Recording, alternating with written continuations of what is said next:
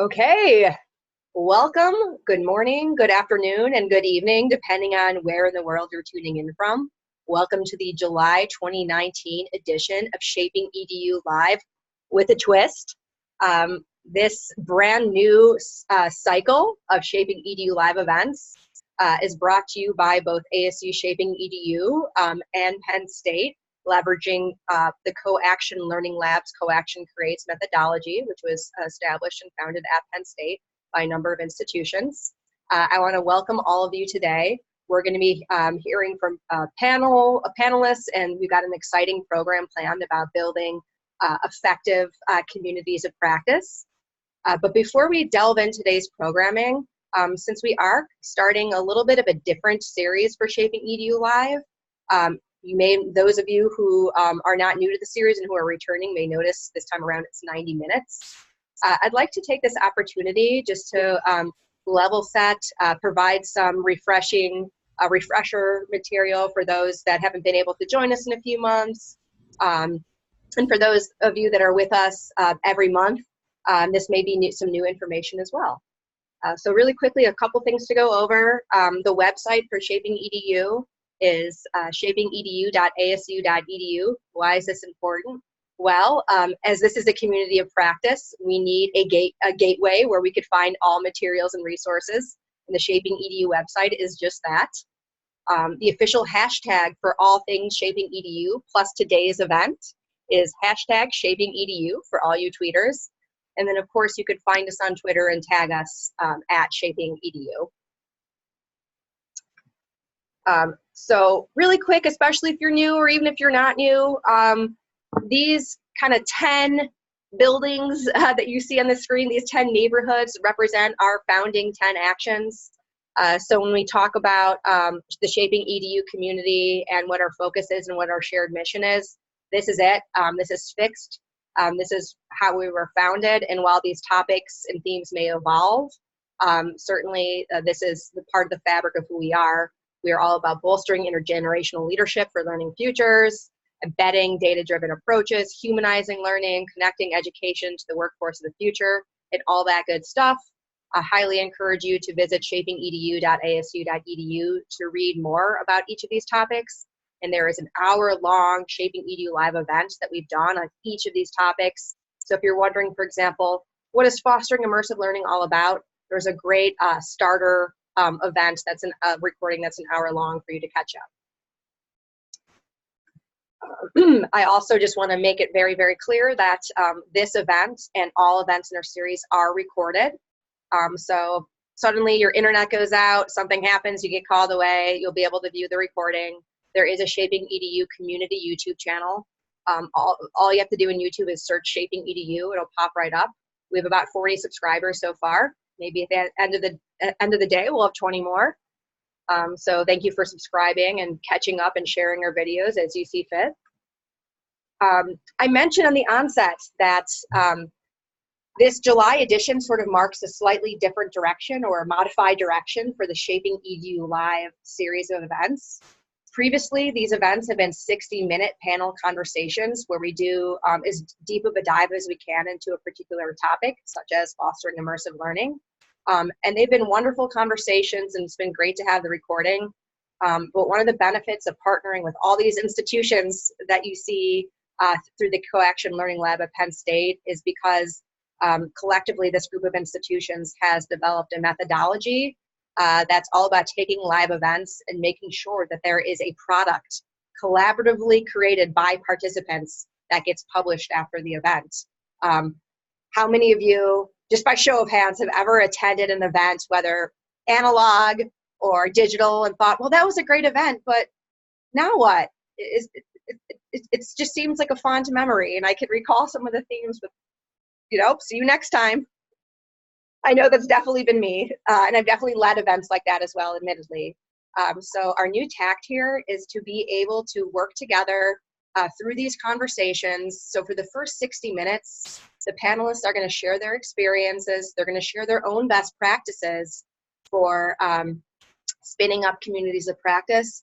But then for the final 30 minutes, we especially want to hear from you, your stories about being in or leading communities of practice, what worked well, what didn't, what you've landed on as your own best practices, what not to do, because what we're going to be doing is we're going to be seeding all of your input into a collaboratively and openly published resource. So to learn more about the SoCoAction Learning Lab and this methodology, there's a link to do so. We're really excited to be partnered with Penn State and the SoCoAction Learning Lab on the next 6 events in the ShapingEDU Live series. Here is who all is involved. So the digital round of applause for these folks. And a bunch of them are panelists and here today. So SoCoAction, the SoCoAction Learning Lab, a community of practice founded by Penn State, had developed this methodology to take live events and turn them into free and open resources.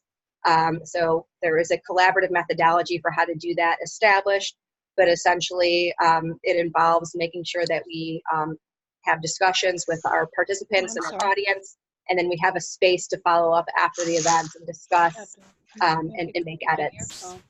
And so I'm just as a quick aside, if you are not speaking, I'm going to ask that you go ahead and mute yourself. Otherwise, we could fully hear you talking and typing. And so we'll just want to eliminate any ambient noises. And if I mute you, just know I do it with the utmost love. With the little arrow next to the microphone. Okay, let me see about muting some folks.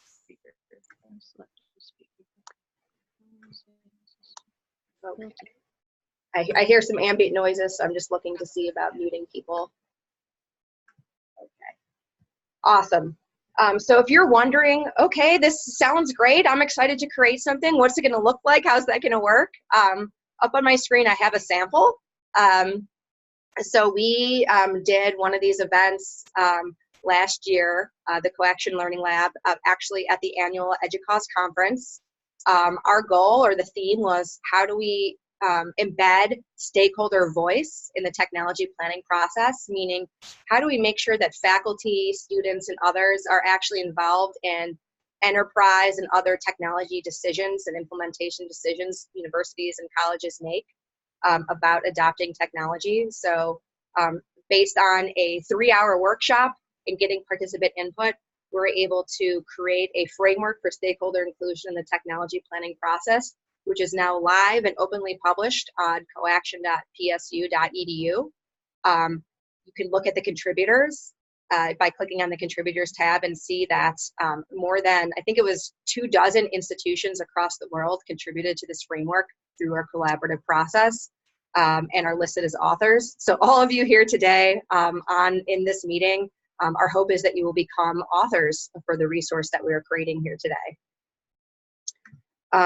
Okay, so we know how terrifying it could be to start building a resource, a paper, whatever it is from scratch, right? There's the terror of the blank page. So the panelists today, we got us started by creating a rough draft resource that in the last 30 minutes of our event today, we're going to be asking you to edit and build upon. So in our rehearsals, when we talked about building effective communities of practice, we all shared our own stories from the trenches of building communities, participating in communities, what we found worked well, what our shared pain points were. And as a group of panelists, we wound up coming up with several kind of overarching categories that are really important things to consider for communities of practice. And then we thought about best practices therein. So we wanted to make sure, for example, that diversity and inclusion were highlighted. We talked a lot about what good leadership looks like in an effective community of practice, what it means to establish shared values, how do you create a valuable experience for your participants or members, and so on and so forth. You can see, hopefully, that this is a V1 to be built upon by this community. And of course, it is under a Creative Commons license, so you never need to ask whether you could share something. The answer is always a resounding yes, please. So this is our starter rough draft, and collectively as a group, we're going to be building on this today. There is a Google Doc version that we'll be sharing the link to in the Zoom chat a little later on, an editable Google Doc version. Finally, all of you who registered for this event today, unless you registered after about 8 or 9 p.m. last night, have Central Time, have received an invitation or just by nature of being involved in ShapingEDU already, have access to the ShapingEDU online workspace, which is in Slack. Slack is a real-time communication and collaboration tool that ASU has adopted at an enterprise level, meaning community members across ASU are using this for productivity, collaboration. Me personally, now from the ASU community where I work, I probably get maybe 10 to 15 emails, internal emails a day from ASU folks. Otherwise, all communications take place on Slack, which is a really interesting and awesome way to be working. And so for those of you that ever want kind of tips and pointers for how to use Slack, and you know, I'm always happy to help out. But up here on the screen is a screenshot. You all received instructions that after this event, we want to keep the discussions and collaboration going, and we're going to be doing so in our Slack workspace, specifically in the Constellations channel. Each of the channels in our Slack workspace actually represent one of our 10 actions that I sort of teased at the beginning of today's meeting. So building constellations of innovation is one of our founding 10 actions. So when we talk about building constellations, that's all about building community. So we thought it would be very, very appropriate to use that channel to continue our conversations today. I definitely recommend you checking out other channels that may interest you. For example, those of you that are interested in workforce development may benefit from joining the EDU and workforce channel. Those of you who may be designing or teaching for online courses, Humanizing Learning is a great channel to join. So don't feel like you need to be limited to just the Constellations channel, although this is exactly where we're going to be after this event. One quick thing, logistical thing I want to draw your attention to is when someone posts something and you want to reply directly to what they posted and it's relevant, you could simply post as a reply rather than making a new post. What that does is it assembles the conversation all in one thread, and then people don't get pinged every time someone posts something, which is kind of nice. So we will see you in the Slack channel after this call. I'm going to stop my sharing right now because we have a wonderful group of panelists who are actually experts in participating in building communities of practice. And I'd love for each of them to introduce themselves. So I'm going to just one by one toss it over to you to give just a little bit of background on who you are and where you come from. And we'll start with you, Alex Pickett. Hey, Sam. Hey, everybody. Alexandra Pickett, and I'm sitting here right on the edge of the Hudson River in Albany, New York today, and it's super hot here. I think it's going to be about 90 degrees here, so I'm saying a steamy hello from Albany, New York. I am the director of online teaching at Open SUNY here at the system level in the State University of New York. We're a large university, public university system with 64 SUNY institutions, everything from community colleges to doctoral institutions. I teach online. I was the first online instructional designer in SUNY. I've estimated that I've trained somewhere around 5,000 to 7,000 online faculty over the last 25 years, and trained more than 300 online instructional designers, and didn't know that a community of practice was not possible when I first started, but it is, and I've been leading it and doing it for more than 20 years, and I'm super happy to be here to share a little bit about what I have learned over the past few years, and to learn from you guys, what you're interested in and what your experiences have been. And so I'm super happy to be here with this really cool panel and all of you folks. Thanks. Thank you so much, Alex. We're very lucky to have you here with us today. Over to you, Angie. Good morning, everyone. My name is Angie Dick. I'm coming from central Pennsylvania, what we affectionately call as Happy Valley. I am the manager of the Learning Design Group within Teaching and Learning with Technology here at Penn State University. I'm really excited to be a part of this conversation today, to share a little bit of what I've been learning as leading a community of practice, as well as looking for taking back some of those golden nuggets of learning bits that I can take and implement into my own practices. So looking forward to the conversation. We're thrilled to have you joining us today. Thank you so much, Angie. Rachel Sullivan, what's going on? Hi everyone, Rachel. I'm also in Albany, New York right now.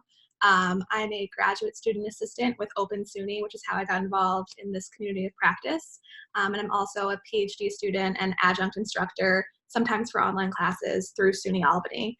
So I'm really excited to learn from everyone else and kind of new to this community of practice world, but it's been very welcoming and enjoyable so far.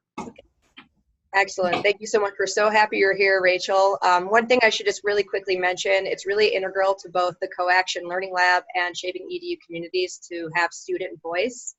And Rachel not only attended the ShapingEDU unconference in March, but has been a student voice in her SoCoAction Learning Lab work as well. So we're so thrilled to have you kind of representing a lot of different, areas. Thank you. Lisa Stevens. Good morning, good morning. So I'm Lisa Stevens coming to you live from rainy Buffalo today. And I wear two hats. I am an assistant dean for online and digital education at the University of Buffalo here in our School of Engineering. And so I've gone full circle. I started in the School of Engineering and I'm back to the School of Engineering working on online education, making education more affordable and accessible, hopefully. And then my other hat is with my colleagues in SUNY, where I serve as a senior strategist for academic innovation.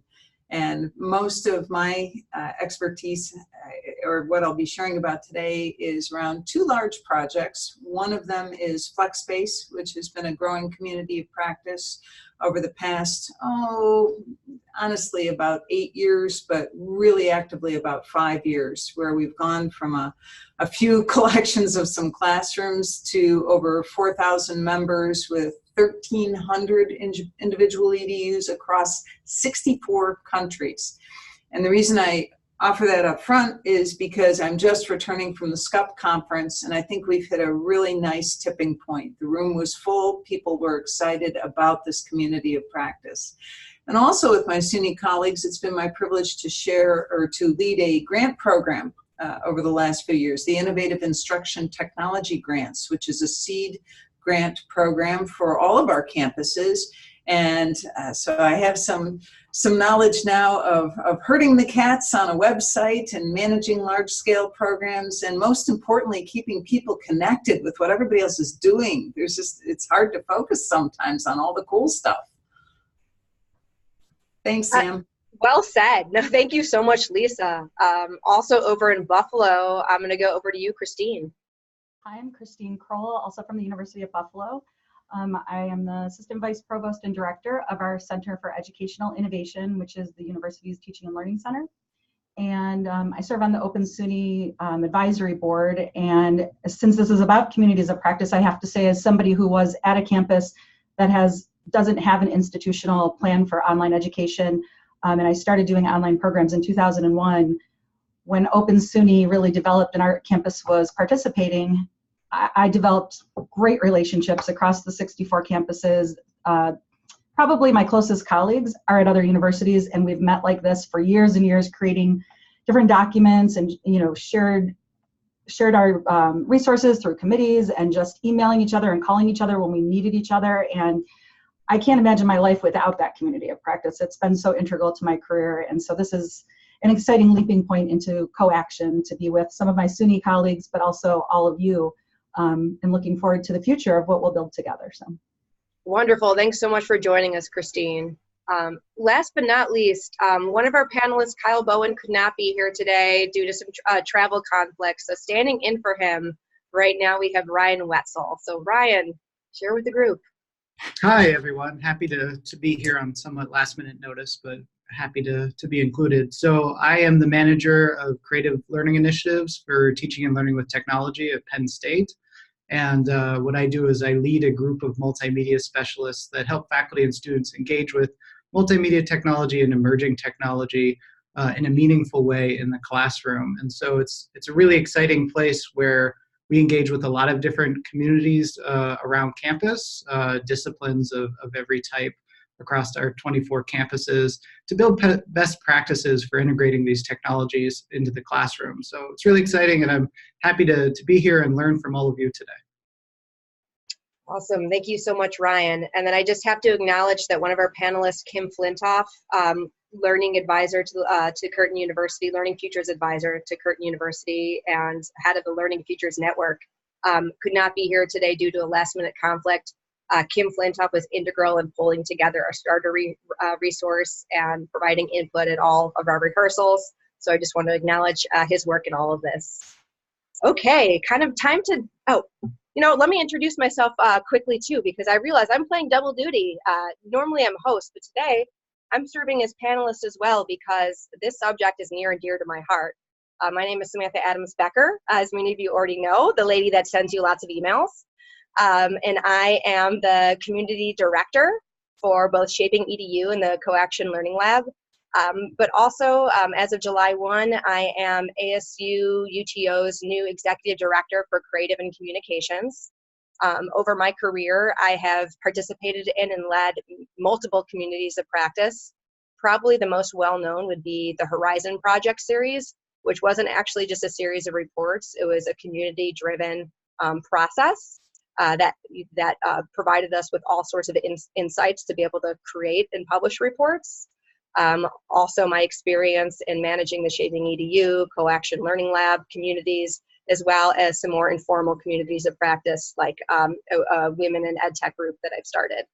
So I'm happy to share any insights and lessons learned that I've gained along the way. So thanks for bearing with me as I wear two hats today. Okay, so one of the most important things to do from the onset, and just listening to all of your introductions and talking about the communities of practice you've been a part of, is I'm noticing that a lot of them are very different from each other. Some are huge, some are small, some are specific to one university, some cross international borders. So I think it's important to level set that each of our panelists briefly gives their own kind of personal definition of what a community of practice actually means, so we could stay in page around that. And I'm going to start with you, Angie. Greetings, everyone. Thanks, Sam. And thanks for couching that. I think that that's great because we all think about a community of practice in several different ways. And so for me, I really think about this as a commitment area for individuals that of an expertise by a group of vested individuals or practitioners with some really shared values that focus on engagement, or even an activity that maybe is being created so that there is this whole shared outcome for this group. So it's really that piece of vested individuals or practitioners that have a commitment area to a specific expertise, and being able to come and create together and to be able to give, take, and share.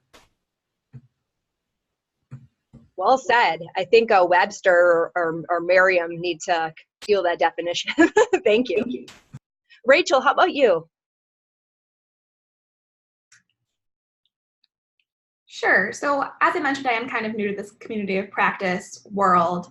But to me, I think the definition of a community of practice is people who are linked by a shared interest or role or profession, who work together to advance, change, spread knowledge about that shared interest, role, or profession. Thank you so much, Rachel. Very well said. Christine, how about you? We'll come back. Oh, my mouse was in the wrong spot. Sorry about that. Well, I think to me, one of the really important key elements of a community of practice is that we have shared goals, strong facilitation, and actual outcomes.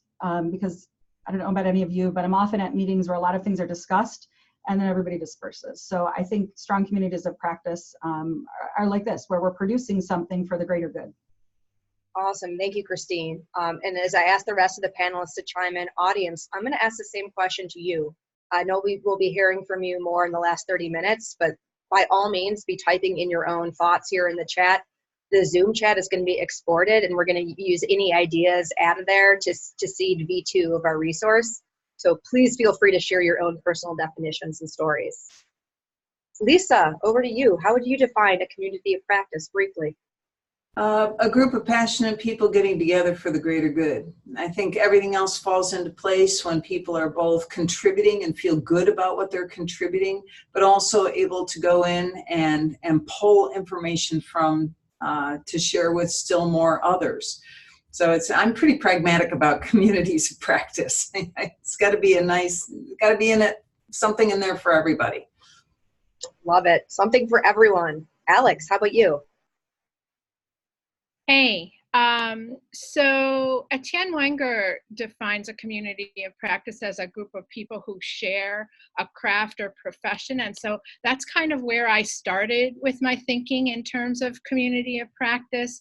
I see it as a group of individuals, all of whom sit on a continuum from novice to rock star, who share an affinity and an expertise in a particular field or domain or area, where they share interest.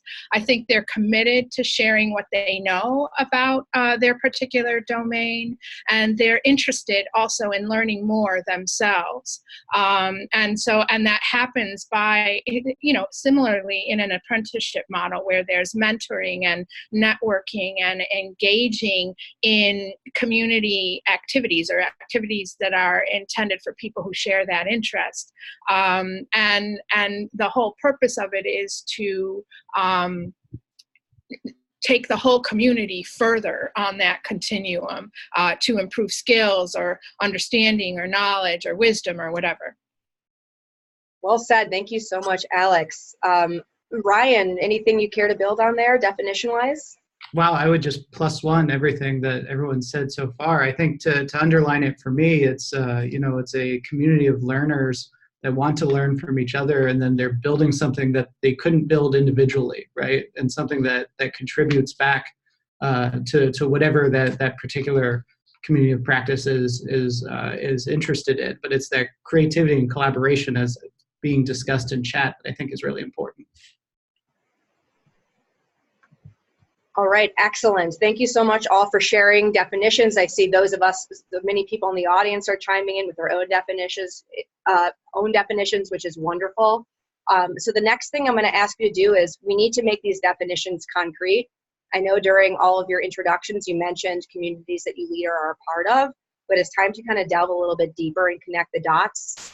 So I'm going to be asking each of the panelists to describe the community of practice that they're leading or a part of, and get really honest about what challenges the community is facing and what is working well for the community.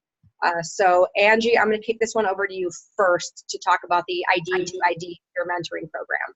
Sure. Thanks so much, Sam. So the ID2ID peer mentoring program is a program that has been offered to instructional designers, learning designers here at Penn State for over 10 years. This is a program that originated from a local community of practice, but then expanded to an international community of practice. So for the last 3 years, we're in the third year where we are bringing new individuals into this community and basically taking instructional designers and practitioners in the learning design field to be able to learn new skills and to be able to network with new professionals across the institutions. To be able to dive into some challenges that may be faced in teaching and learning spheres within their own institutions. And as an outcome of this collaboration, individuals are brought together in a partnership. And so you are blindly matched with another instructional designer or learning designer from another institution, and then you collectively, in a loose framework, crafts goals, professional goals that you want to accomplish through the program year. You take part in professional development. You really focus on your learning and what you want to get out of this program. So it really provides a flexible format as well as an opportunity to network, build skills, advance the profession holistically, and interact with a large community of plus 400 people. Angie, just to keep with you for a moment here, would have been, I know the ID2ID program has been a tremendous success.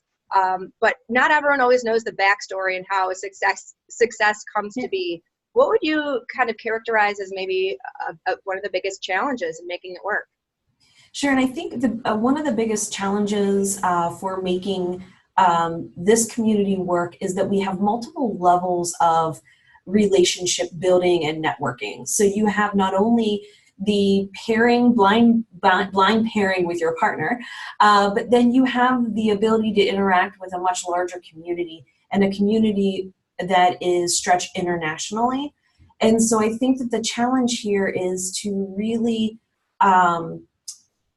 as we dive into this conversation of communities of practice, each person comes to a community of practice seeking something specific, right? They have different value points that they want to kind of get out of participating in a community. And so the biggest challenge point for the ID program is making sure that we're able to match participants with someone else that may have similar value points. And so therefore, that will lend itself to the success of their experience in the program, as well as those individuals gravitating to others maybe along those similar value point lines. Thank you so much for sharing candidly, Angie. We appreciate that. Alex, talk to us about some of your experiences. Hey, so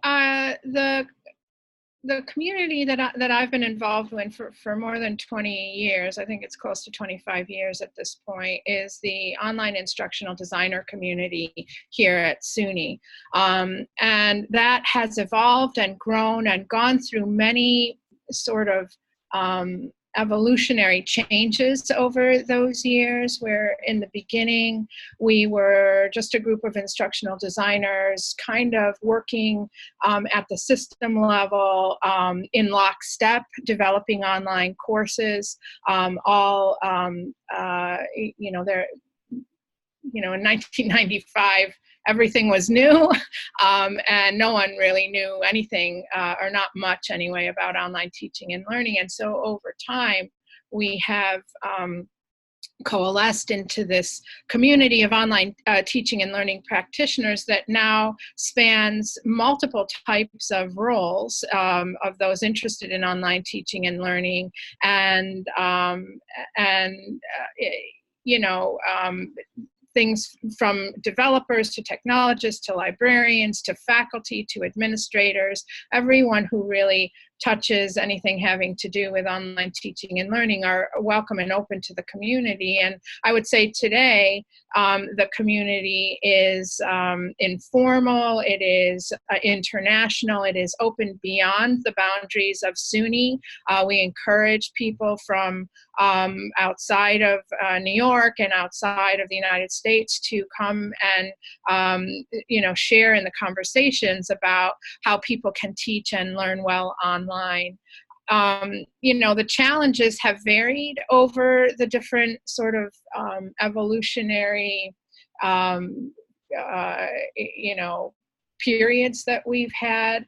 I think in general, it's how to stay relevant based on people's evolution on their own continuum, right? When, as Angela said, you come to a community because you need something, and often it's something pretty specific, and you're looking for some help with a particular thing, and that's going to change over time and as you develop expertise in whatever it is, and so I think the challenge is continuing to find ways to grow with the community, or have the community grow, and continue to provide value and a sense of relevancy to the existence of that community as people grow and mature in whatever their domain is, their topic is, and continue to have reasons for people to come back. So yeah, I think that's in a nutshell. Yeah, thank you for sharing, Alex. And before I turn it over to you, Lisa, just so you could be waiting in the wings, I just want to add something about communities of practice. You know that expression, people say, you can't choose your family, but you could choose the family you create. And we say this all the time when we get married, have kids. But when I think about communities of practice, that's it, right?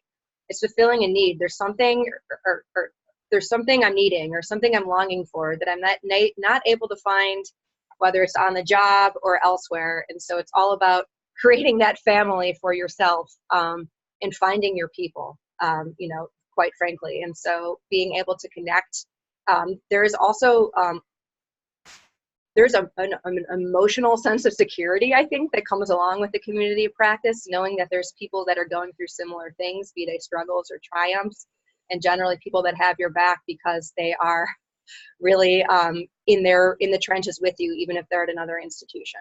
So just a little aside.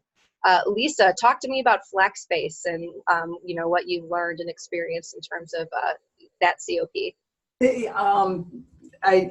I want to acknowledge everything you just said. There's an emotional component in this. And I first became aware of the strength of a community when I went through a rather painful reorganization at one point, and began to reach out to some of my colleagues at institutions other than my own to find out what their experience had been with kind of picking yourself back up and moving on.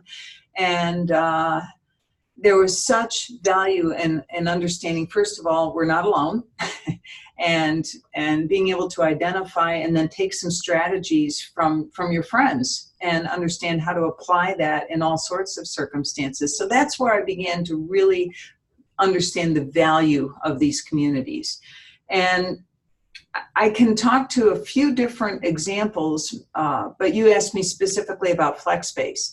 And that was born out of a need. Our provost, our SUNY level provost, walked into a grassroots advisory meeting, which I had the privilege of chairing, and said, we're spending millions and millions of dollars on classrooms, building and renovating classrooms, and I'm not sure we have the right people sitting around the table having the discussion. And I'm not sure I know we're not doing a good job of communicating just within our own SUNY system across multiple stakeholder groups. So you've got your facilities people and the architects, but are they getting good input from the faculty? And are the faculty communicating well with the people responsible for the AV and the underlying IT that make the classrooms work?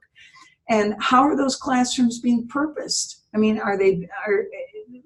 we need good environments to capture content, to repurpose content, everything from lecture capture to just capturing notes. So I began to sense there was a real need there, and it was born out of this faculty advisory group. We put a little task group together. Well, why a task group? Well, because it's friendlier than a task force. So everybody felt invited and welcome to participate. And we started connecting with people all over the country, much like you've done, Sam, on so many different projects. And pretty soon it was like, okay, how can we find a point of contact? What's the glue that holds us together? How are we going to find each other? How are we going to find a place to put resources to share? So a lot of it is that, it sounds a little corny, but it's those 3 C's, right? Communication, collaboration, and community. How do you make all those blend together? And so there's a challenge there. What tools do you use? Okay, so we're using Slack for this. That's one tool, but Slack isn't always the easiest thing, at least for me, to go in and find information. So thank goodness there's a SoCoAction learning website. So you can go in and find those materials again. So when someone on your campus says, hey, I was thinking about it, go, oh, wait, I know where that is. And you can go find it. Lisa, wait, you're showing your age by saying you need the website instead of Slack. Yeah, indeed. But Christine, I don't want to steal your thunder, but you said something earlier that was so important that maybe you can build on, is we can't possibly have all of the experts in our own organization. We can't have them even on our own campus. So when there are processes in place that you can trust and reach out to someone and say, yo, flexspace.org, I'll take up too much oxygen if I start talking about that. But I can put in the website, and I'm always happy to talk about that afterward. But everything I just described, we're doing. Thank you so much, Lisa, for sharing. And I know you brought up a point Christine had made earlier, so I'll just toss it over to you, Christine, to describe a community you're a part of or leading and what has worked and what some of your pain points have been. Okay, sure, thanks. So earlier I had said, because I have a smaller staff relative to other AAA University Teaching and Learning Centers, AAU Teaching and Learning University Centers, to me, having the SUNY community of practice and now this SoCoAction community of practice extends my staff. And it's also much easier for me to work with people that are doing the similar work to me, whereas my staff isn't necessarily doing that because they're working directly with the faculty day to day. So, and I added that, I have all of you, but I don't have any of the HR issues that go along with having all of these experts. And so I think there's a real value to that in the community of practice. So what I was going to just mention is that when I came over here in 2018, the center was very focused on educational research over the years. Because we're such a strong research campus, that's really where people were focused. But actually our Graduate School of Education is also dedicated to that. So as the number of students grew here at UB, we're at about 22,000 undergraduate students, about 8,000 graduate students.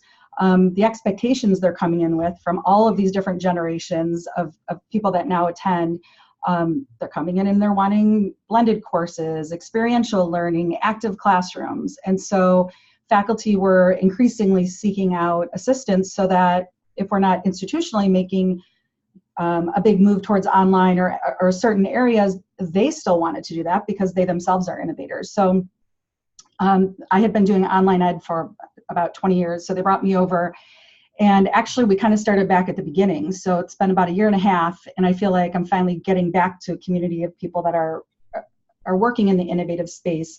But during this time, what I did was I looked at the faculty learning communities model, which Miami of Ohio has a journal and a really good body of work on that. So I'll post that in a minute, the link. And I tried to figure out how we could use our small staff to effectively help 2,500 faculty plus TAs plus the instructional staff. So what we did was we decided to write a faculty curriculum. So just like we have the core curriculum for our students, we wanted that for our faculty. And from that, we ended up building what we call academies. So an academy, the way we define it, it's 4 workshops that are each 2 hours long, and you go for a month. And through these workshops, you go for 2 hours, and it's an active learning environment where you're with faculty from other disciplines and you're doing activities and learning from them what they do. And then at the end of the 2 hours, there's an hour where the design team stays so that if people want to just talk or if they want to know how to do something in our Blackboard environment, anything that they want to talk about, they have a little bit more time that's already scheduled, because we would never be able to have people just drop in. We only have 4 or 5 designers for the whole entire university. So this has been a way that we've been able to bring faculty in and start building communities of practice that are also around something that they haven't really been engaged in a while, as far as evolving their teaching practices in a community. They may have been doing it on their own, but we've actually found, just since January when we launched, we have 3 different academies. Internally we call it the DLT to remember the names, but the first one is designing experiences, because now we know it could be a micro-credential or a full course, a workshop, so it's designing a learning experience. And then learning paradigms, because one of the most popular questions that I get as I go to all of the different decanal units here is faculty wondering how they're supposed to work with millennials and adult students and everybody in between. It's really challenging. And on top of it, now they want it online. And so there's so many challenges being thrown at them.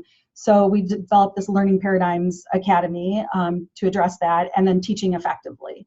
So if they go through the designing experiences, any of the academies, they can get a badge. And I didn't really think they would care about that, but we actually have people submitting their artifacts from what they developed in the academy to get the badge. But more importantly, what we're finding is our events that we hold on innovative pedagogy showcases and educational technology, the enrollment is up for that because our academy participants want more. And the conversations that I'm having, I started by meeting with the deans to get their support. And then I meet with the chairs group as well. And I'm getting a lot of feedback from the chairs that they've actually started to see teaching evaluations actually change from even just 1 full academy attendance for designing experiences. So we were lucky enough to get in the latest round of IITG funding that Lisa was talking about, funding to do a research study around the academies to show that it's really a faculty learning community framework more than the exact model, because that's more of a year-long experience based on a certain topic. But we have 2 graduates now that went through all 3 academies, and they want more.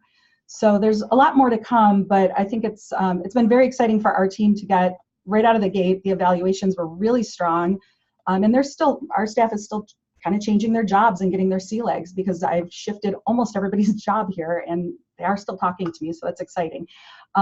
So I'm really excited about it, as you can tell, and there'll be more to come as we have more of the outcomes and start doing our research studies so we can document a lot of it. Thank you so much, Christine. So all of you in the audience, we've heard various diverse examples of communities of practice that have been around for various amounts of time and vary in size and focus, which is wonderful. But now it's time to get into the portion of our conversation today where we talk about the best practices. I teased at the onset of this meeting that we had created as a panel a starter resource.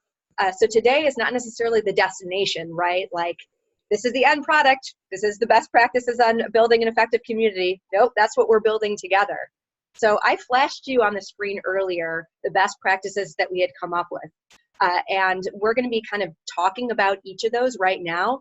But as we're going, I wanted to share with you the editable Google Doc version.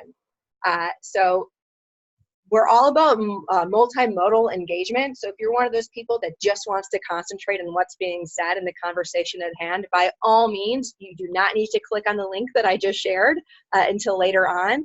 But if you're one of those people who's sitting there being like, I disagree with that point, or I agree, but I'd like to add this and that, well, you're in luck. What we're asking you to do from any point from now on and well after the event is to start to edit our own best practices that we've come up with as a group, to start to build upon them, to add them. This document is fully shareable. If you have those on your campus who couldn't attend today, you are welcome to tweet, share, whatever you want to do with the link to get more people collaborating on it. Right now, I think there's about 7 categories with some best practices listed therein. But what if we had a document of 100 best practices vetted by 100 educators and education leaders? That would be a very, very exciting output. So what you see here is just the rough draft that we're building on together. And so now I'm going to kind of go through each of the best practices that we've specified in our rough draft, and ask the panelists to kind of step through that document and what we mean by each of these best practices. So the first one is all about diversity and inclusion and how we support these things in communities of practice. So I'm going to kick it over to you first, Rachel, to talk about your experience participating in communities and what it looks like when diversity and inclusion are acknowledged well. Thanks, Sam. So I think that making sure that a community of practice is intentionally supporting diversity and inclusion is important. So not just, including it in a mission statement, but actually making either practices or documenting ways to ensure that the community itself is inclusive. And I've been in, sort of reflecting on the communities I've been a part of. I think some are very good at being inclusive and some aren't. So for example, as a graduate student, I enjoy doing it. I like teaching, but it's usually in like an adjunct capacity or as, listed as the instructor of record, but I'm not a tenure track faculty member by any means. But students don't know that sometimes. So, you have the same expectations, but sometimes in communities of practices or at conferences I've gone to, when we're talking about workshops or different strategies, there's an assumption that everyone in the room is a tenure track faculty member at like an R1 university. And that's been at, high profile conferences. And I enjoy teaching, I'm in a classroom with students, but some of those expectations and the understanding of my background and my role and like having an office and even things like that structurally, there's not an understanding of that. And I feel like adjunct voices sometimes aren't supported. Conversely, I've been parts of some communities of practice that do support that and encourage that. And for example, at UAlbany, they'll have workshops on the weekends for when I can attend that rather than when I'm in my own classes or a student assistant at SUNY System. So even something in terms of being inclusive with the role that people have in that community and recognizing different backgrounds there, I think is valuable. And I feel like my voice matters more in some communities than others. Rachel, thanks so much for sharing your experience there. And I think I'm really happy you brought up the adjunct point, because I've heard this echoed by many adjunct faculty who may feel like they've slipped through the cracks or been forgotten because they're not on the tenure track. And so being able to have a community that acknowledges and supports that people are coming with different roles and different backgrounds, much like this group here today, is super important. I could speak to my own experience leading the Horizon Project for many years, and I will say outwardly, we refused to initiate the process or actually to start the work on a particular Horizon project until we had at least 50% female versus male participation. It was extremely important. The ed tech space is an interesting one, and we're seeing more and more women or people who identify as women joining and leading those conversations, but we know that hasn't always been the case. I run a women in ed tech group where we could talk about specific issues related to that. But another thing that I've seen tweeted a lot, and I support this, is you know, as a non-female, as a male, refusing to serve on a panel or be a part of a community of practice that excludes another gender or where they're not present. So I mentioned this women in ed tech group. There are men and non-women that are a part of it. You don't need to be a woman in ed tech to support women in ed tech. So that's just it's just an important point to make with regards to diversity and inclusion.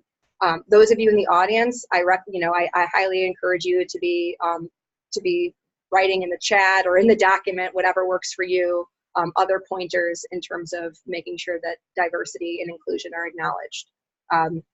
For the sake of time, I want to move on sort of to the next best practice theme. Oh, sorry, actually, Christine, I know you have some ideas with regards to diversity and inclusivity. So before moving on, I want to jump back over to you. I'm not exactly sure if this is what you're referring to, but one of the things that we found was that when people are in our academies, they feel very safe, and they have started to talk about some of the issues that they're having in their classroom. We've had some female professors talk about large classrooms where they have mostly male students, and that they have to reestablish themselves and their authority as the instructor every single day, and they feel very overwhelmed by that. So one of the things we've started doing is trying to do in-services where we have other offices on campus come and meet with my staff and do a briefing of what they do. You know how it is at a large university. We don't necessarily know where to send people when they're having issues with anything. But we've also had some, I won't get into many stories, but we've had far more things come up than we ever thought. We're almost like a little bit of a therapy center as well, but it's been really good because by having in-services for my staff, they're starting to understand where to send people, and instead of just saying, okay, thanks for your contribution. So I'm not sure if that was what you're referring to, but. No, well said. I really, really appreciate that. Thanks for sharing. So the next kind of part of building and fostering an effective community of practice, the leadership, the stewardship of this community is so very important. Alex, I'd like to kick it back over to you to talk about what leadership in an effective COP looks like. So I kind of broke this area down into a couple of categories, and they are model, communicate, represent, and provide. And so in terms of leadership, to get a community of practice started, you really have to have either, an individual or a core group of individuals who are coming together, again, as we've said, with a shared purpose. There has to be a need. There's contextual relevancy to that need. And so I think you have to, as someone who is involved in supporting or cultivating a community, you have to model and lead a lot initially. It takes a lot of energy before you hit that critical mass and the thing kind of takes on a life of its own. And so modeling, I think, involves having an authentic heart and a genuine passion for what you're talking about. I think you have to create a sense of trust and a shared sense of belonging. And I think you have to be generous and with your time and with what you know and what you have, and be willing to share that for the good of the community. I think in terms of the communicate category, you have to share, have that shared passion and values and interests and purpose. We've talked about this already a bit. You have to have positive and non-irritating communications that you send out regularly, and that the content has to be relevant. I think, you know, and timely, and really targeting the specific context and needs of the folks who are in your community. I think when you have a community and you have this continuum of expertise, I think Rachel said it, you have to make sure that everyone is represented, that they can see themselves in that community, that no one who's like a subgroup or part of that community feels marginalized in some way, because they're there because they have interest, right? And so not recognizing things from their corner of the world, you know, doesn't feel good. So, you know, you want to make sure that you are recognizing and representing everyone, from that novice to the rock star or whatever their context is. I think as a leader of a community, you have to have credibility, you have to have skills, and you have to have a point of view. I said passion, and it doesn't hurt to be charming or inspiring, or somehow like be able to captivate people's interests and get them to join you in interacting or engaging or working on whatever it is that you're trying to do. And then the last category was provide, and I said it, I think, earlier, that you have to be relevant and you have to provide some kind of value. You also have to provide like a mechanism or a platform where conversations can happen and continue and be stored for people who come and go into the community. And so having a digital platform for networking and interaction and places to have people talk and engage is important. And both for those who are consuming what's there, as well as those who are contributing and providing what's there. I think part of that is incorporating ways to recognize and showcase community members. So coming up with ways where when you're in a community, sometimes you just don't, you're not sure how to engage or what to do to share what you know, or to get something from someone. And so thinking through, you know, what the community needs and how to showcase particular members that you know would be of interest to the broader community, I think is important. So that's part of the leadership of this, is coming up with thinking through some of those things. And then creating opportunities for mentoring, for sharing that skill and expertise. And then the final piece of this provide is coming up with a process for continuous improvement with community input, so that, as I said in one of my earlier comments, so that the community can evolve and grow and change and continue to be relevant over time. Wow, thank you so much, Alex. Not only did you talk about leadership, but I think you actually covered a wide spectrum of all of our best practices. I noted you talked about a space for collaboration and for resource sharing, which is another best practice on the list. So thank you so much for the leadership aspect of providing the space is important, because someone, I mean, at least in our community, it comes out of my budget, right? That space, right? And so, you know, you have to provide support and service, technical as well as the digital, and that requires some leadership. So. Well said. Amen. Well, thank you so much, Alex. You know, from my perspective, when we talk about leadership as the de facto leader of the ShapingEDU community in the SoCoAction Learning Lab, what I would say, I like to refer to myself as a unicorn herder, not a cat herder, a unicorn herder, because I truly feel that everyone involved in those communities is super unique. You know, I emphasize individuals over affiliations, because you have to recognize that people are more than their title or their role and the expertise that they bring to the table. You know, you have to look at the holistic human. For example, I'm just going to pick on Paul Signorelli because he's in the audience. Well, I know Paul as a kind of teacher trainer. That's how I met him. But through this community, I found that he has a wealth of knowledge in terms of workforce development and connecting education to the workforce of the future. So he serves as leadership of one of those neighborhoods within the ShapingEDU community.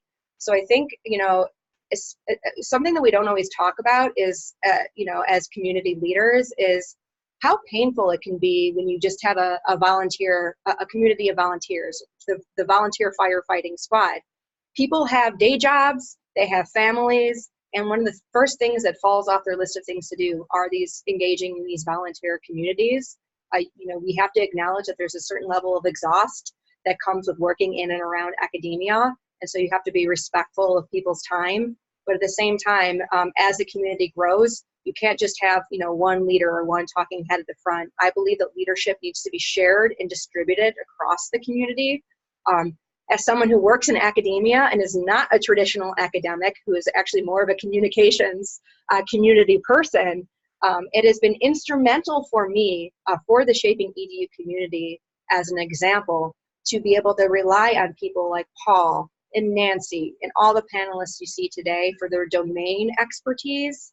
And so being able to identify champions within your community who are super active and engaged in the subject matter of your community is highly important, and being very clear with them in terms of what your expectations of their volunteer roles are, and also giving them enough materials and information to where if you're expecting them, for example, to share something with their networks, to be able to provide something pre-written for them that's easy to respond to or copy and paste. So in terms of working with volunteer leadership, make sure to be providing them with clear directions and materials to support them, just acknowledging that they are doing this, in their limited free time. Sam, I have just 2 plus 1s to that. I think that's a really excellent point, especially as we're talking about leadership. I know with the ID2ID program, our leadership is an advisory committee that's been growing over the last 3 years. And I think that the piece that we really stress is that we are volunteers and we set those expectations early, not only as the leader of the advisory committee, but also with our participants. And I think the second thing I would like to just interweave is what Alex referenced earlier, which is be generous with your time. And I think I would also kind of add to that, but also respect the time that others only have to give, because I think it's along a continuum that some folks innately may have more time to give to a particular community, but being respectful that maybe with that volunteer community that we wouldn't be able to give as much as maybe our counterpart would. So plus 1 on 2 fronts there. Excellent. Thank you so much, Angie, for jumping in there.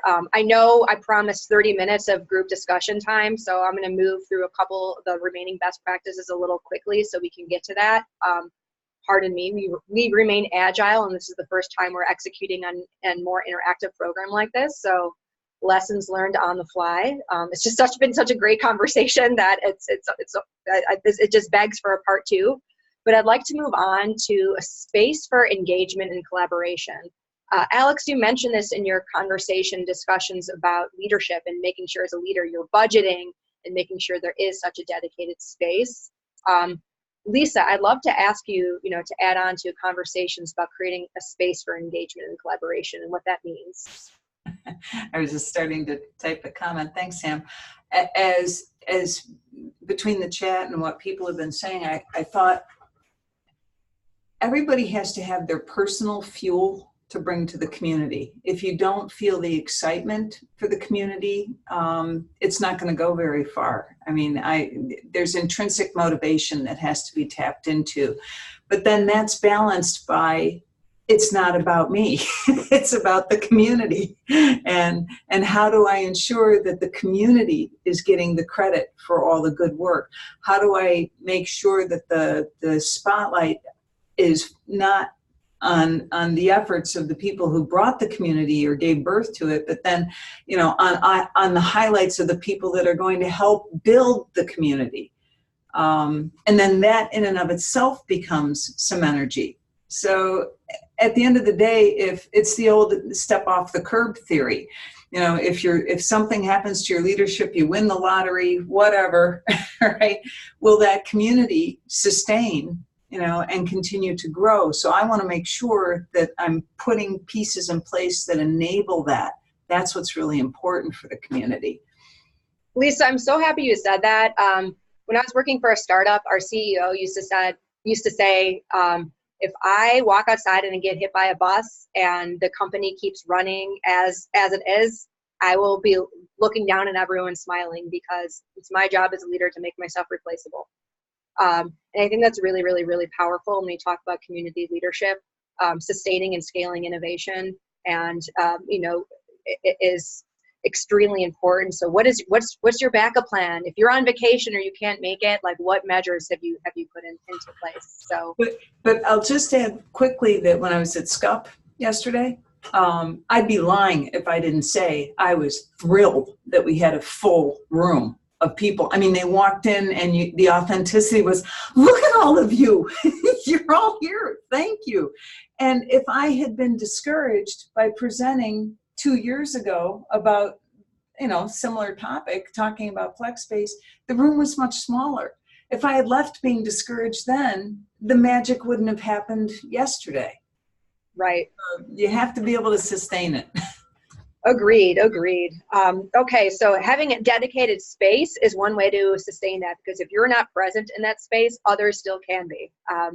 So just jumping on to the next kind of best practices that we set forth was establishing shared values and purpose. So Angie, I'm going to kick this one over to you to share about. And again, briefly, just because in a couple minutes, I really do want to get to the full group discussions. Sure, thanks, Sam. So I think with the ShapingEDU program, what the underlying purpose of that program is to basically advance the profession, right? And we do this through collaboration, networking, solving challenging teaching and learning problems that we might be facing institutionally.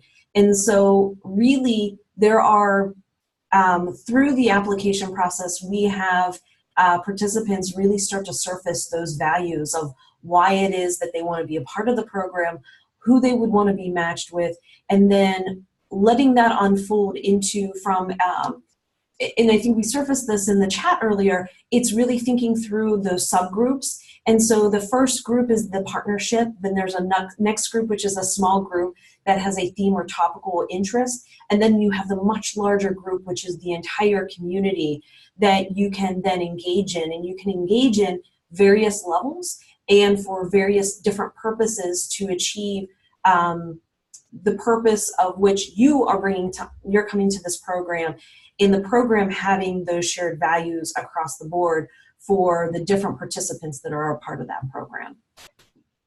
Thank you so much for sharing. Ryan, it's been a hot minute. Talk to us about your perception of establishing shared values and purpose and how that goes. Sure. I think everybody has to see themselves in those shared values and establishing that mission. And so it's really important to be very deliberate when those are being crafted, in particular with a new group or reinforcing them with an existing group. And what's nice is once you've leveled that playing field and everybody is bought into those shared values, any other decisions you make with the group or that the group makes together can be checked against those values to follow up on, right? And so that gives a really nice kind of guiding light as you're evolving the group going forward. Yes, well said. So for both ShapingEDU and SoCoAction Learning Lab, the very first thing we did was establish a set of shared values. You saw that on the onset of this event with our 10 founding actions for ShapingEDU.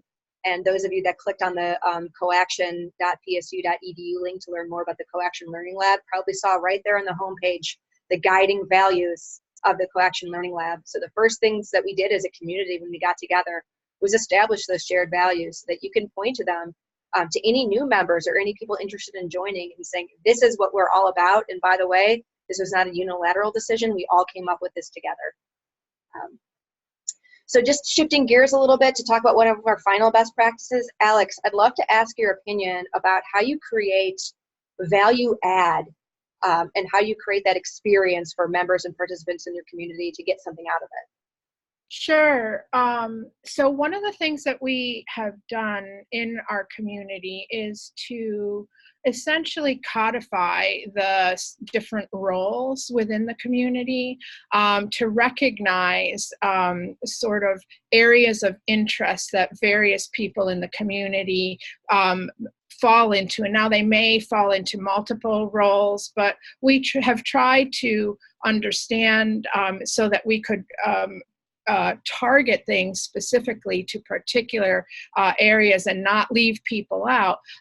We simply named the various roles that exist within our community, and it's logical. It's pretty logical. We have those who are interested in online enabled education. We have experienced online practitioners. We have expert IDs. We have exemplar coach and mentors. We have innovators and researchers, and we have friends of SUNY. And so we have communications that target each of these different roles. We have events and activities and mechanisms to give to these roles as well as get from these roles. It's a framework kind of that helps us understand who is in our community and how we can target various activities and ensure that community members can have a variety of experiences and ways of engaging and a variety of and get value in a variety of ways. And so everything from really low barrier to simply joining so that you can get some communications, to joining the actual interactive networking community, to participating in monthly calls, to subscribing to our online Gazette, which is a curated kind of a newsletter, to raising your hand and volunteering and becoming a mentor, to submitting a shared, to submitting an effective practice to the community and then it gets voted on by the community, and we give out awards for the community voted on effective practices. We have fellow chats where we showcase folks from the community. We have mechanisms to provide for blog posts to be published.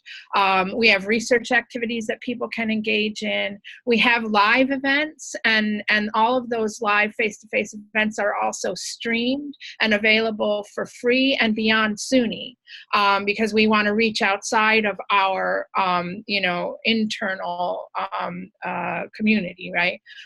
We also collect and share badges within the community, and have different mechanisms for recognizing folks for various things within the community, and provide ways that folks can volunteer to work with us on a particular project. Those roles that I talked about that were defined, that we came up with a team from people from across SUNY. I believe that Christine Kroll was on that committee, as well as a number of other people, and we came up with those roles and the definitions and what it all entailed in a working group for the benefit of the whole community. I think one of the other things that you want to do in order to create value is to produce things, right? We've already talked about that. That's shared with the community. And so my best practice there is to openly license stuff and live stream stuff and develop stuff collaboratively with your teams of people who are interested. Often they're volunteers, and to create those opportunities for folks to participate and to share and to lead their own initiatives within the community. So that's what I would say. Wow, thank you, Alex. Such great examples of ways to, specifically of ways to engage, ways to get something out of it, and ways to contribute to the community. That two-way street is so important. The final best practice category, their promise audience discussions, is all about structures and processes, which I know sounds interesting because we've been talking about volunteering and flexibility, but talk to me a little bit, Rachel, about what works well and balance-wise in terms of putting structure and process in place in these communities. Sure. So when we were first sort of brainstorming best practices, I think I was thinking more about like feedback mechanisms, which is a process in and of itself. And I think that feedback is super important. At the same time, survey fatigue is real, right? We get surveys all of the time from different groups, and it's like you buy a product, right? And one of the most frustrating things, I think, as a member of a community of practice sometimes is to be asked for your feedback and then never see a report of that or see those actually put into action. And I think that, this community of practice, I know I've received great surveys in the past. And so, asking the right questions, ensuring that those voices are heard, but then also that change can be implemented, results in better buy-in from the members of the community of practice. And at the same time, we're talking about output and the community of practice being helpful and useful. And the best way of finding out what is helpful and useful is having mechanisms to ask those people what's working, what's not. Thank you so much. And just adding on to that, there is such a delicate balance between structure and flexibility within communities. You could send out really well-crafted instructions, but that doesn't necessarily mean that people have the time to follow them to get to what needs to happen. So whatever structures and processes that are in place need to be super clear and user-friendly with an emphasis on user experience. So I'd like to kind of put a little pin on that to end sort of the panel discussion portion. We have about 15 minutes left. You and the audience have been great in terms of contributing to the chat and lending your own perspectives and sharing stories. But I want to pull back up on the screen here our best practices that we started out with that we were just kind of talking about. I shared the link to the Google Doc version. Here they are briefly again: diversity and inclusion, leadership, engagement and collaboration, shared values and purpose, the experience and value add of being a part of the community, and then structure and processes. I'm going to stop sharing, but you should have the Google Doc version. I'll ask Laura to repaste it in the chat here just so it's on the top. Audience, I would love to ask you some of the same questions that the panelists have addressed themselves to hear your stories. So whether just by unmuting yourselves or using the raise hand feature in Zoom, I'd love to hear from you in terms of your own experiences, what communities you're leading or a part of, and what are some of the best practices and lessons learned that you'd love to speak to. And I'm going to start with you first, Nancy, because I know you well and I know you have some stories. Thanks, Sam. I mean, I think this is an example of, I started out just from my own personal curiosity, found the community, found a bunch of like-minded individuals, and found some place that I was comfortable, contributing to, and then, took on increasingly more a more involved role. So I think, it's important to feel connected and to be at ease contributing. And I'm just so impressed with all the ideas that, I'm seeing, the badging and just how people incentivize. I mean, it's not easy. I mean, I admire you because you keep so many communities going, and that's such a hard role to play. I think it's easy and kind of novel to start something, but to keep something going and have people really contribute and make a difference. And I think the focus on the outcomes is so important to really produce something tangible. I think all of those things are really important. But just this conversation about how you kind of run a professional learning community is so valuable. Ooh, so I'm hearing outcomes focused as a best practice. No, this is so wonderful. And shameless or shameful plug, whatever you want to call it, the ShapingEDU community started out with 129, and now we have almost 800 people, and that's a little over a year's worth of growth. So it's and I think that whole concept of having a resource to go to, of that extending your staff or just your own personal network of people to go to, of people that think like you do and probably have already done what you're thinking of doing, is really tremendously valuable. Awesome. Thank you so much for sharing best practices. Nancy, I see Paul Signorelli has his hand raised. Paul, over to you. It's such a weird feeling to have to raise my hand to say something to you.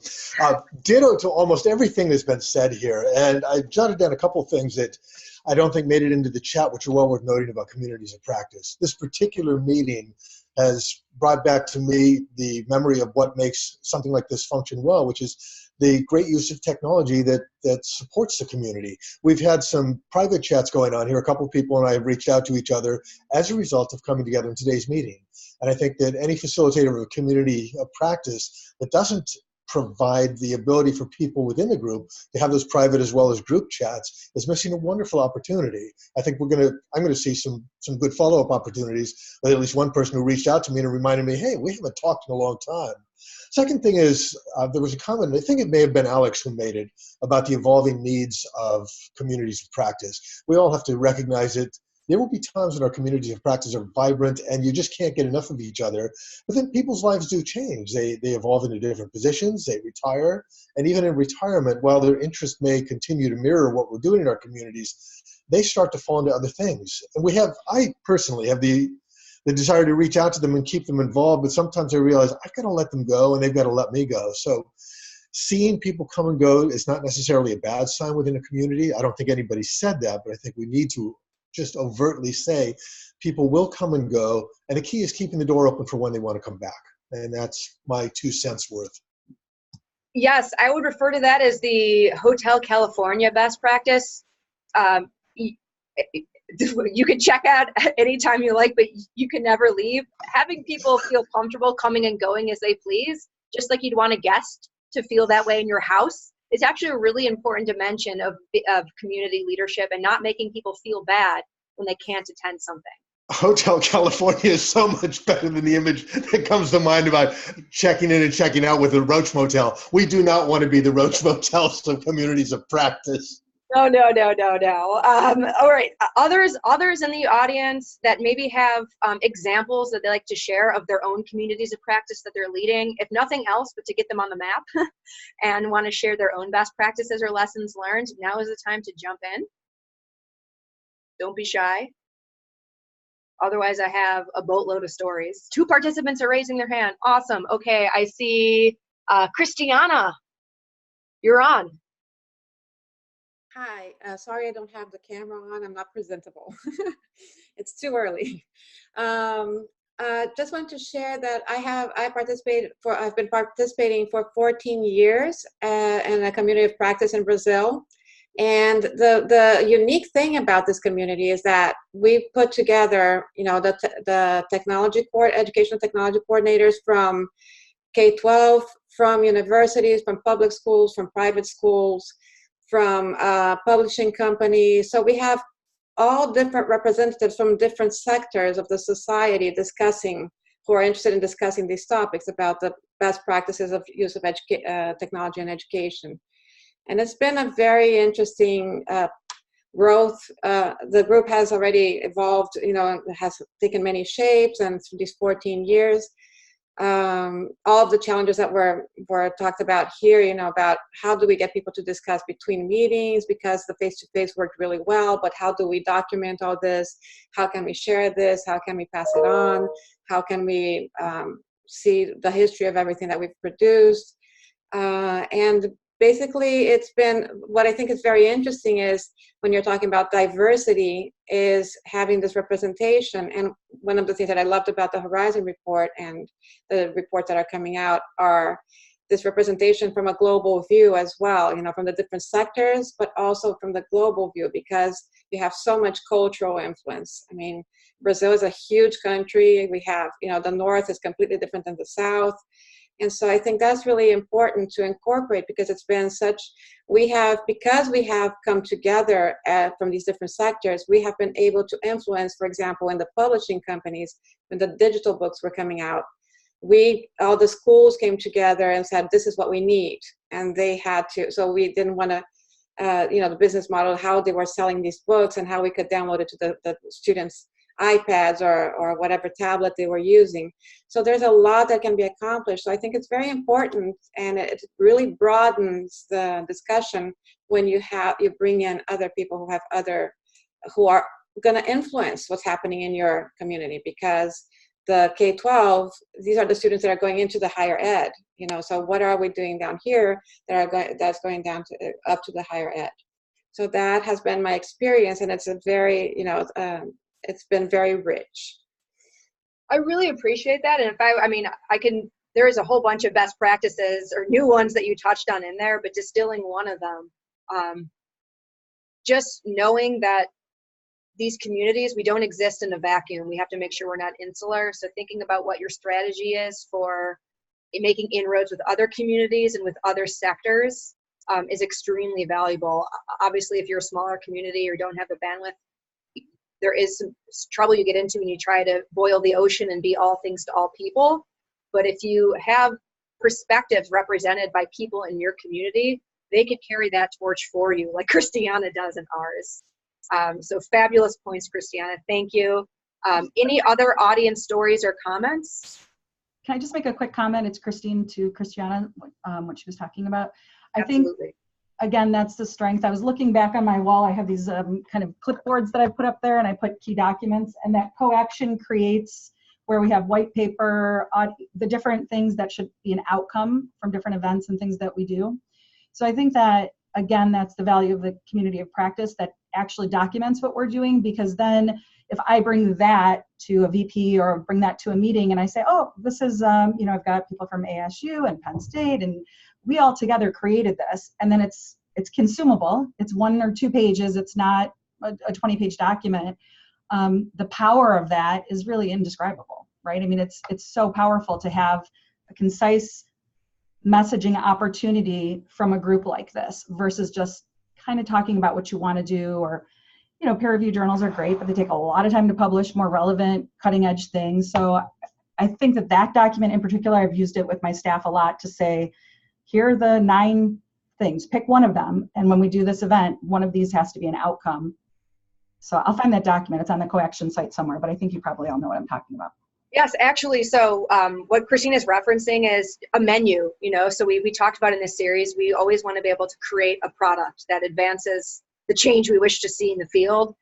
So what is an actual output that could be created? So we came up with menu items. You could create a white paper, you could create a framework, you could create an app, just to give people a sense of what formats they could create and thinking about how the medium fits the message.